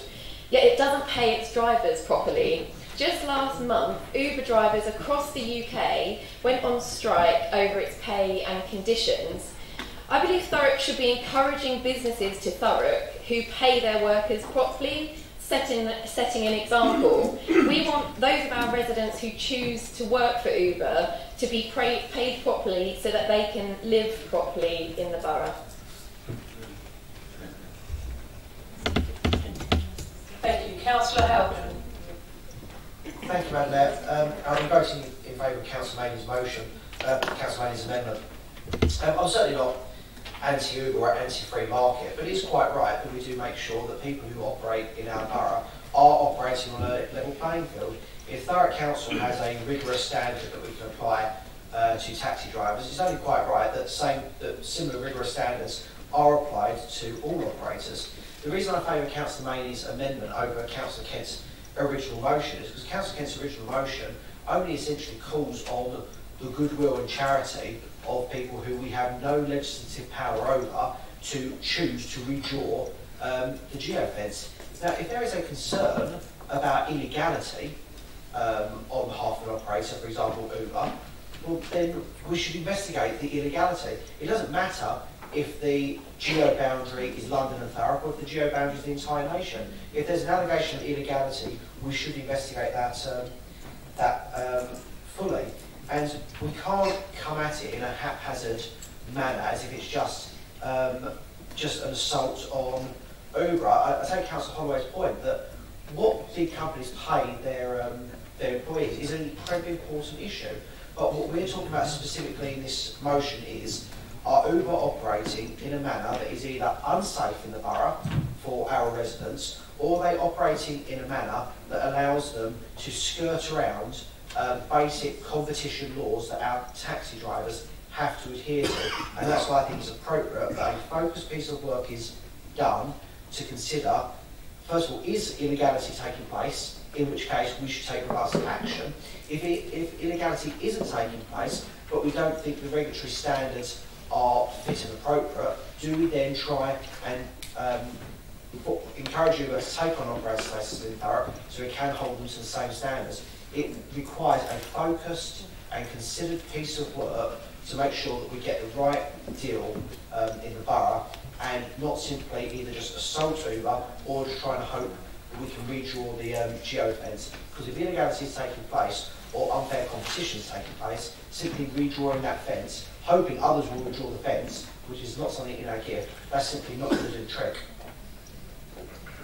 Thank you. Councillor Jarrett. Thank you, Madam Mayor.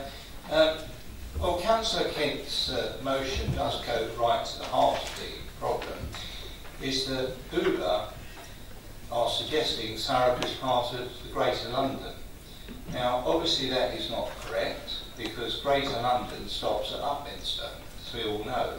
So really what we need to be doing is going to TfL and saying to them, you know, this is putting pressure on our taxi drivers, it is illegal, they're obviously not licensed, which cannot be right. So that means that any female that gets into an Uber taxi is not covered by the stringent tests that Thurrock Council put on its taxi drivers.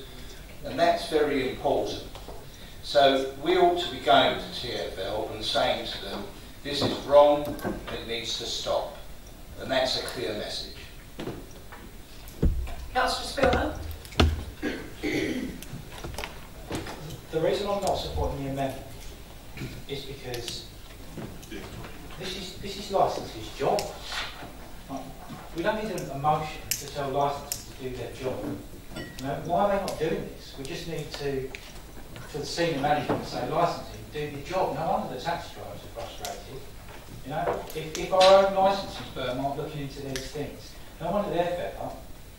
They just need to do their job. We don't need a motion. Regarding Councillor Kent's motion, now there's no you know, it's not surprising why Uber are popular among people and why they do well. Their use of technology is innovative, they're very convenient, and they're cheap. So there's no surprise that they're doing well. But for a user, they're a good service. But the problem is that the Uber business model is not the sort of business model we want to encourage in any part of this country. They are undercut. They are a company running at a massive loss, charging under what they need to make profit, so they can kill off local business, create their own monopoly, and then raise prices afterwards. Now, I will not support that business model in Thurrock, and as councillors we should be looking after our taxi drivers, just like we should be looking after all of our businesses when business models like that start to appear in our borough. So I'll definitely be supporting this motion. Thank you. Councillor Haig. Thank you, Madam Mayor.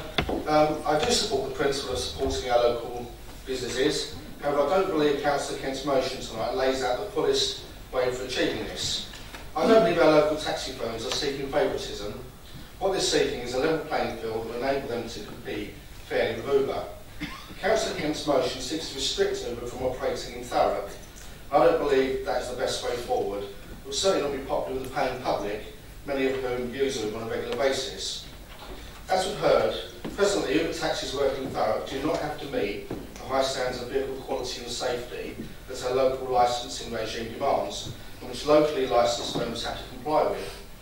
Council's licensing regime has clear benefits to the public, but it also means that local firms licensed in Thurrock have additional costs to bear in meeting these standards. In seeking to achieve a level playing field, we need to strive for all taxis to meet the same standards. This could be achieved, as we've heard, if Uber were to apply for an operating licence from Thurrock Council. Equally, if TfL were to adopt the same best practice licensing standards applied by other local councils or by local councils, then Uber taxis licensed by TfL would meet these higher standards. So there are potentially more viable and more realistic ways for moving this issue forward than Councillor Kent's proposal, which would restrict trade in the area. So to sum up, I believe Councillor Kent's motion is taking us in the wrong direction. I would encourage members tonight to support Councillor Maney's amended motion to allow the licensing committee to undertake a full review of this issue in consultation with local taxi firms and with Uber themselves and with TfL to work towards a fair and long-term solution for taxis operating in Thurrock that provides the public with the safest and the best value taxi service that we can have locally. Thank you. Councillor Redsill. Thank you, Madam Mayor. I will be supporting Councillor Maney's amendment. I would also like to see the licensing committee take more of a role. If this motion passes, I also want to see licensing taking control and monitor the process better.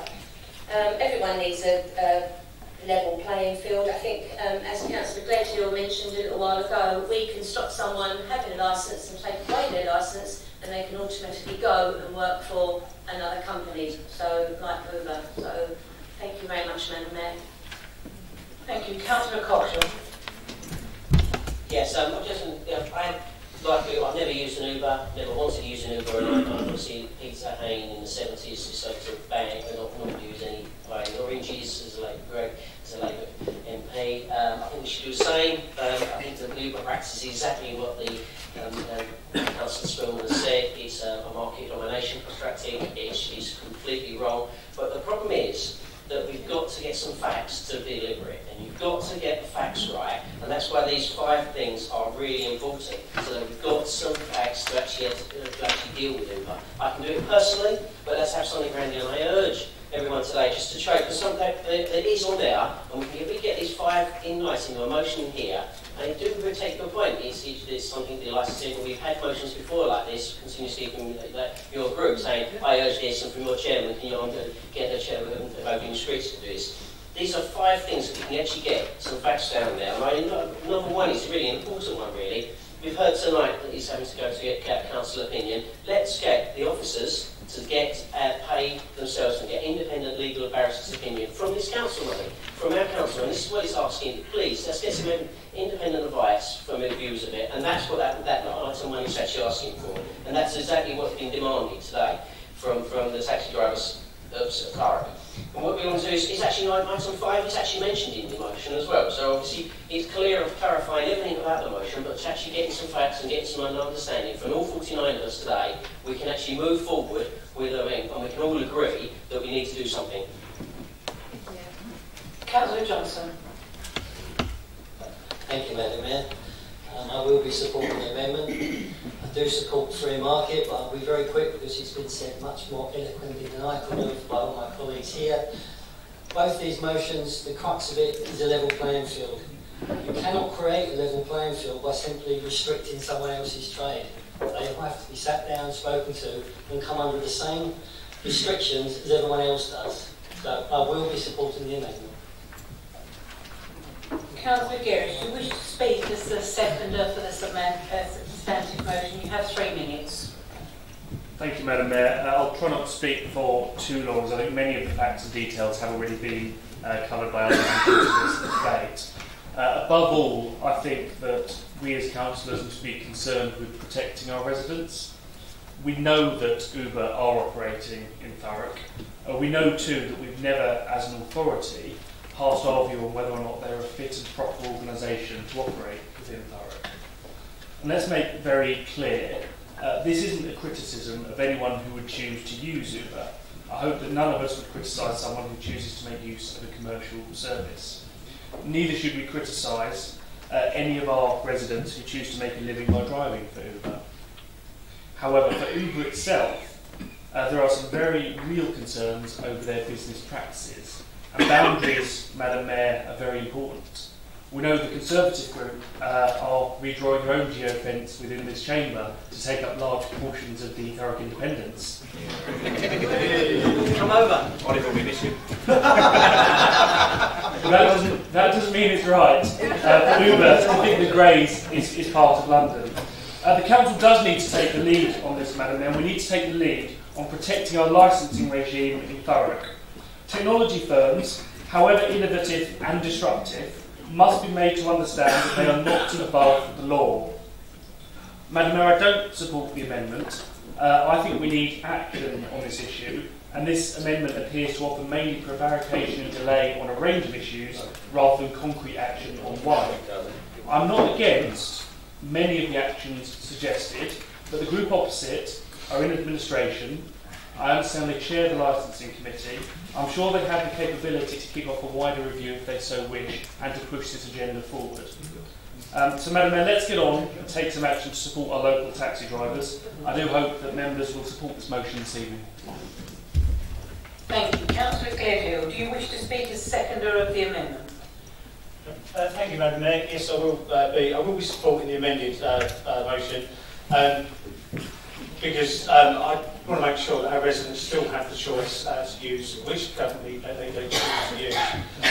But equally, we cannot have the local taxi companies operating at a disadvantage. And I just feel the original amendment doesn't go far enough to protect the licensed trade already established in Thurrock, and that's why I wouldn't be able to support that specifically. As we've seen tonight, we've got representation from the taxi trade that says that there's an interpretation of the law that says that Uber are operating unlawfully. That's been responded to by our officers who said actually no, they are operating within the law. And I know as soon as the York case is heard, should that come in favour of the QC's advice, then I know obviously our officers will enforce the law as it's duly amended.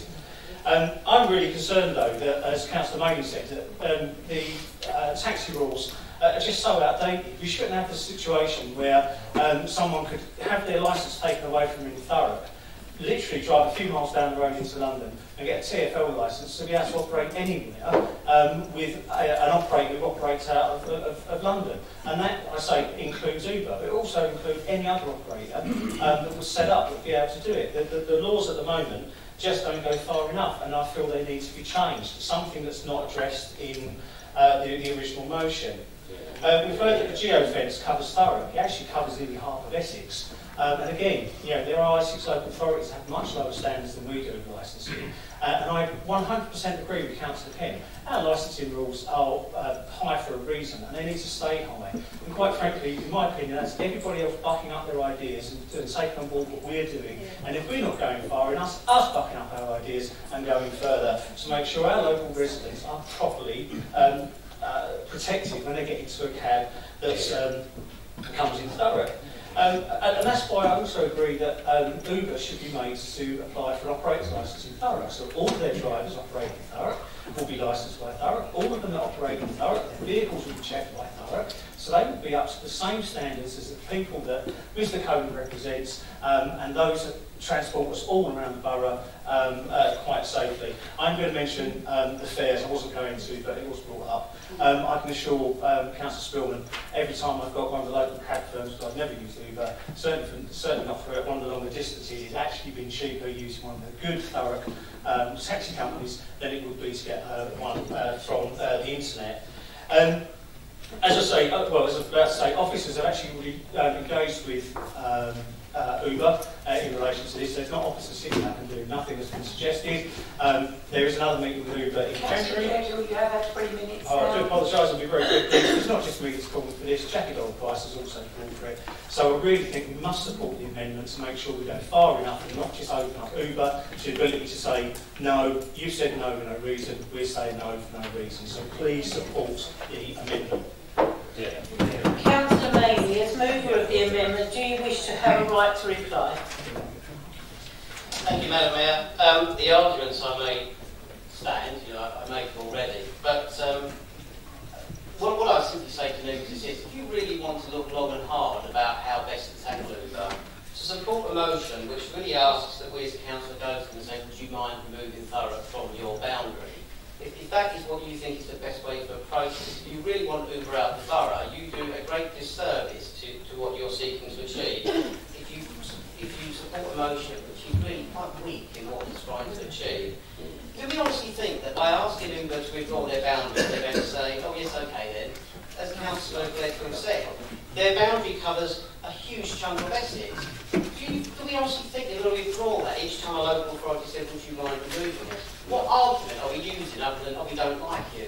If you really want a sensible approach to this, we need to understand what the law says, and we need to get sensible legal advice on this. We need to look at all the options that I've outlined. Simply asking them to go away is not going to have any effect at all. I'm quite relaxed in terms of which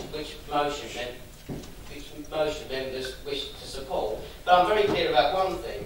If we support Councillor Kent's motion, fine, but it will have no effect whatsoever. The message we are sending is that we don't want officers to go out and get barristers' advice. We don't want to encourage Uber to get an operator's licence so they can squarely under our licensing regime. We don't want to make representations to government on the urgent need to reform taxi licensing law.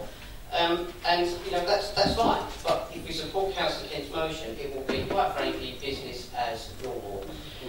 Just responding to some of the points that was made, Councillor Redall said the licensing committee should take a more active role in this. I wholeheartedly agree. The original wording of my motion asked for this review largely to be undertaken by the licensing committee, but not for the first time. The monitoring officer and I had a difference of opinion over what was right and what wasn't, and my original motion was ruled inadmissible. Councillor Spillman, I know he's still reading from the defection of some of his members, but he says that this is licensing job. What is? It's our job to uphold the law. When there's a debate about what the law even says, how can we uphold it? When Uber aren't subject to our licensing regulations here, how can we enforce them upon them? But he doesn't want us to go and pressure them into having an operator's licence. Fine by me. they can carry on operating. So, quite frankly, I'm very relaxed. Members can choose what they want. Quite clearly, I support Councillor Kent's motion. It will not have a desire. I don't know what argument we're going to use when we go to Woodland and say, would you mind drawing your boundaries that we don't like you?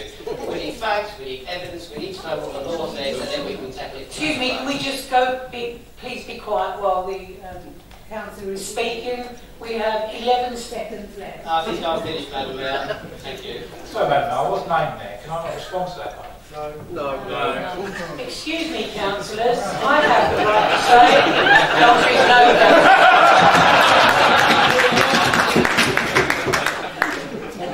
Councillor John Kemp, would you like to sum up? Yeah, I think that's been a really interesting debate, and apart from one or two contributions, I think we all want to see the same thing.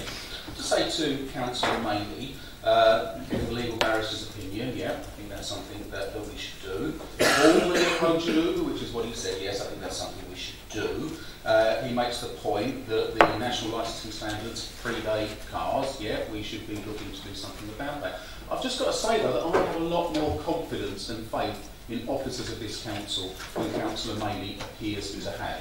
Because what we're doing this evening, as a council, as the elected members, is setting out what the policy of the authority should be. If we agree this motion tonight, we agree that the council should work with Uber. I wouldn't expect council officers merely to dash up a couple of paragraphs and put it in the post. I would expect council officers to do some of the things that Councillor Maley has suggested, to gather some of that evidence, to be talking with the Taxi Drivers Association, to be talking to barristers, to get that legal advice, and then to be approaching Uber to redraw their geofencing boundary. And as several members, including Councillor Jekyll, said, the Uber geofence takes in, Councillor Jekyll said, half of Essex. It used to take in Southend. It doesn't anymore. That's because the Southend Council did work with Uber and did get them to withdraw that. I have to say, people said that we should be investigating illegality. Yes, of course we should. It doesn't take a motion to do that. There was talk of a focused and considered piece of work. As I've said, I would expect that officers do that piece of work before they enact this motion. Councillor Spillman tacking to the left for reasons that I couldn't possibly understand, but I will through the support. It's not your week, is it? There is no left. I think actually, Madam Mayor, that's covered all the points that were raised. I know it's not fashionable in this chamber, but I believe that when you sum up, you only address points that have been raised. With that, I'll say that I will not be supporting the amendment, and we should move to the vote. Okay, so I'm going to go through it step by step because we had an amendment. So we will now be voting on the amendment. Okay, so can we have a show of hands for those that are in agreement with the proposed amendment?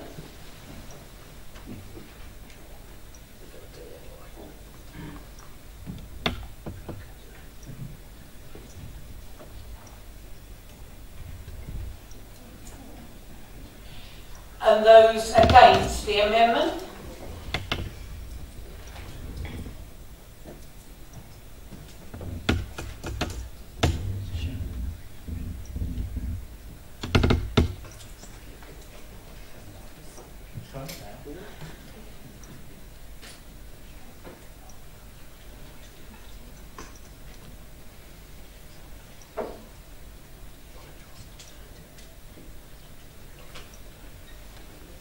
And do we have any abstentions? I'll just ask what the voting is.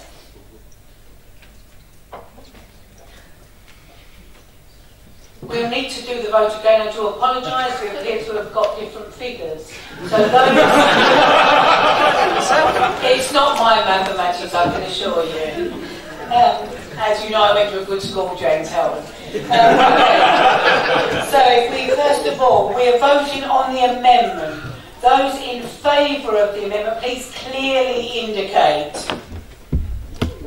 Go on, Oliver. Go on, Oliver. Oh. Let's get over it. You know you want to. Always welcome. I'll get a few more over. How do you reckon? Jack, come along. Yeah, Jack, it's only marathon. Do the right thing. Thank you. And those voting against? Okay, we've got. Please forgive me. I've got a bit of a problem here this evening. Yeah, we won. Without secrets. The amendment is lost by one vote. We are now going to vote on the substantive motion. All those in favour of the substantive motion, please clearly raise your hands.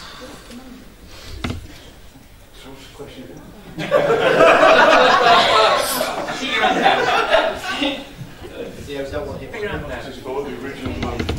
We're there as well.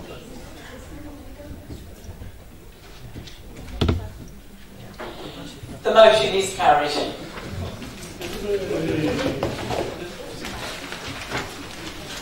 Okay, so thank you very much for a lively debate this evening. Wish you all a safe journey home. And I'll see you for the meeting at the beginning of December. Good night.